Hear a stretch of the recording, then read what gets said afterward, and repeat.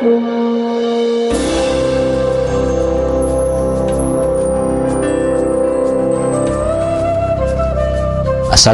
warahmatullahi wabarakatuh.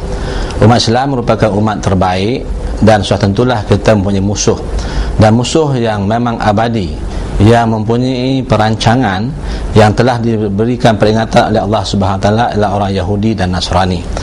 Dalam Al-Quran yang sering kita baca dalam suratul Al-Baqarah ayat 120, A'udzubillahi minasyaitonirrajim, walan tarda ankal yahudu walan nasara hatta tattabi'a millatahum qul inna hudallahi wal huda wa taba'ta ahwa'ahum ba'dallazi ja'aka minal ilmi ma laka minallahi waliyyin wala nasir. Ini bermakna bahawa Allah memberikan peringatan orang Yahudi dan Nasrani itu tidak kereda kepada Islam, sehinggalah kita ikut cara fikir mereka, cara berpakaian mereka dan segala-galanya. Dan Allah katakanlah kepada mereka itu, petunjuk Allah lah petunjuk yang baik. Dan selepas datang semua petunjuk ini, kalau kita masih ikut lagi orang Yahudi, maka kita akan ditinggalkan oleh Allah SWT. Allah tidak menjadi wali, tidak menjadi pembantu, penolong kepada kita. Ini sangat kita takuti, dan kita tahu bahawa musuh tahu. Dan kita dapati daripada begitu banyak berita-berita yang dikeluarkan, umat Islam digambarkan sebagai umat yang jahat, penjenayah, jumud, mundur ke belakang, anti-establishment dan seumpamanya. Ini merupakan satu warna-warna yang telah dipropagandakan demikian rupa. Dan peristiwa September 11 merupakan satu peristiwa kemuncak, sesuai juga dalam surah Al-Baqarah ayat 217 yang mengatakan bahawa musuh ini, orang Yahudi ini, orang Nasrani ini sanggup berperang, memerangi kita dari segi fikrah kita, memerangi ekonomi kita, memerangi dalam bentuk fizikal dan sebagainya. Kita dapati bahawa mereka merancangkan segala ini, dan mereka mewarnakan dengan warna yang sungguh jahat kepada orang Islam.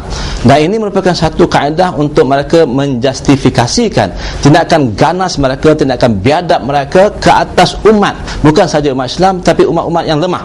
Dan kita tahu bahawa ini merupakan perancangan musuh, dan kita sebagai umat Islam kena yakin bahawa rancangan Allah lah rancangan yang akan berjaya akhirnya. Allah Subhanahu Wa Taala berfirman, wa ma karu wa ma qarallahu wallahu khairul makirin. Allah mengatakan bahawa kamu merancang, Allah merancang, dan rancangan Allah lah merupakan rancangan yang akan sukses, yang akan berjaya. Sebagai umat Islam, kita kena yakin sungguh-sungguh bahawa kita kena letakkan diri kita dalam wadah, dalam sibghah Allah Subhanahu Wa Taala. Kerana sibghah Allah Subhanahu Wa Taala sibghah yang sebenarnya. Dan saya menyuruh kepada semua umat Islam memahami konsep ini, memahami iltizam ini, kerana kita percaya bahawa kita akan menghadapi mehnah dan tribulasi, kerana musuh ini mempunyai rancangan yang bagus. Kerana kita tahu bahawa if we fail to plan, we plan to fail. Maka saya sekali lagi merayu dan berharap umat Islam kenal pasti musuh kita, tahu kelemahan kita, perbaiki kelemahan kita, tahu di mana kekuatan kita, dan kita gabungkan supaya inilah yang kita harapkan melalui satu yang kita namakan ruhama bainahum asyidda wal kufar. Dan saya percaya bahawa pertembungan ini merupakan satu pertembungan yang real, dan kita kena hadapinya dengan sungguh-sungguh dan real. Allah Subhanahu Wa Taala juga mengingatkan kepada kita bahawa segala yang hendak kita capai ini pasti akan menghadapi rintangannya.